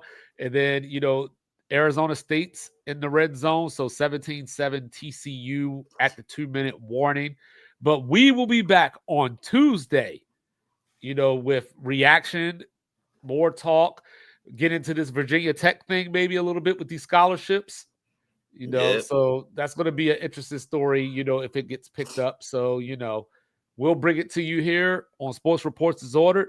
Like, review, subscribe, share, rate, do all the free things, do all the good things. We are everywhere that you get your podcasts. Have you a liquid death, and give a round of applause for my guy. He's the cool, calm, and collected, world-renowned, world-famous, born in Texas, raised in VA, representing everything in New Jerusalem but the Jets and the Giants. And then of course, good. I love them all. I love football. And then of course, it's down here in the Alamo. It's your unorthodox statistician going left so much you thought I was southpaw. Manny Pacquiao too slow to see this coming. Mr. Logical, tell him. Shout out to the greatest wide receiver in movie history, Charlie Tweeter.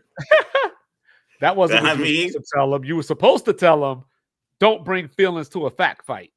Don't do it. But the fact of the matter is, Charlie Tweeter was the most outstanding movie wide receiver in history. Argue with your grandma about it. All right, y'all. We love y'all. Thank you so much for joining us. Download, sharing all the good things.